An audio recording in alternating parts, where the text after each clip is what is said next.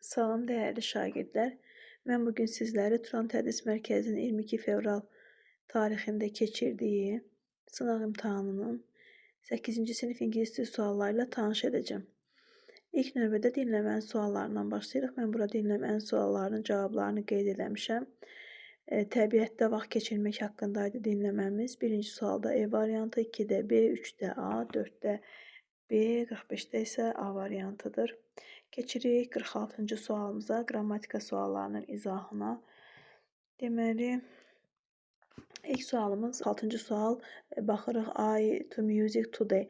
Biz burada today gördüyümüz zaman biz bilirik ki, indiki bitmiş zamandır. İndiki bitmiş zaman baş verib bitmiş, nəticəsi göz qabağında olan hərəkətləri bildirir.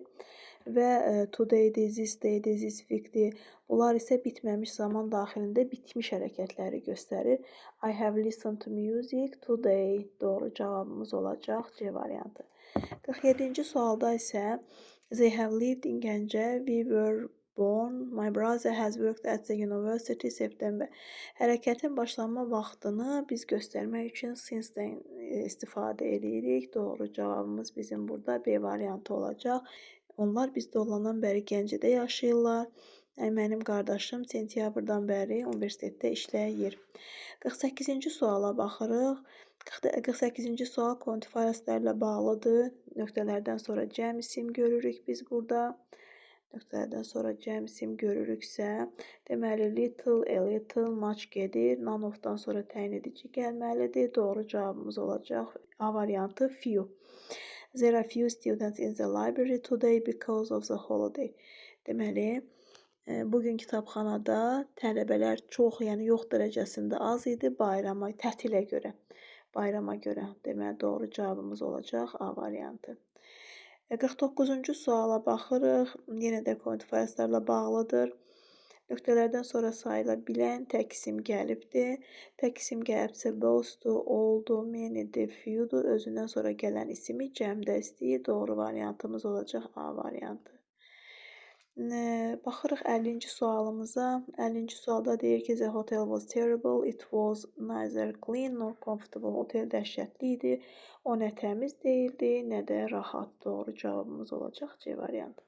51-ci suala baxırıq. We had a wonderful walk through the forest and listened to the birds singing.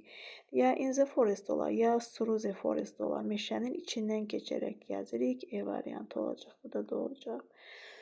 52-ci sualda tell someone that you are sorry for doing something wrong or for causing a problem. Səhv bir şey etdiyinə və ya problem yaratdığına görə kimdənsə üzr istəmək. Tell someone that you have done something wrong. Kiməsə nəyisə bir şeyi səhv etdiyini söyləmək, təbii ki, üzr istəmək olacaq C variantı. 53-cü suala baxırıq. 53-cü sualımız definitionla bağlı sualdır. Impolite nəzakətsiz deməkdir. Approval təsdiq etmək, razılıq bildirmək, disturb də narahat deməkdir. Impolite olacaq A variantı, not polite, rude. Nəzakətli olmayan kobud. Deməli, 1-də olacaq A variantı. Approval olacaq the feeling of having positive opinion of someone or something. Deməli, C variantı 2-yə. 3-ə də olacaq. Disturb sözü də olacaq. To interrupt someone and stop them from continuing what they are doing. Deməli, bu 3-ə də olacaq B variantı. A, C, B variantı olan doğru cavabımız E variantı. 54-cü sualımız modal feillərlə bağlı sualdır. Must'dır, mustn'tdır bilirik. Malıdır, o birisi də onun inkarıdır. Can bilmək, bacarmaq. Have deyən tək modal feil yoxdur, yanında to olmalıydı, bu getdi. Have has ümumiyyətlə sual inkarını özü ilə düzəltmir. Qaydaya əsasən 2 təsdiq, 1 inkar qalıbdırsa, biz götürməliyik inkarı. Əgər məna ilə də baxsaq, deyir ki, you mustn't smoke in the hospital, it's strictly forbidden and dangerous. Siz xəstəxanada siqaret çəkməməlisiniz, bu qəti qadağandır və təhlükəlidir. You mustn't be late for meeting. Sən iclasa gecikməməlisən. The boss is very strict about being on time.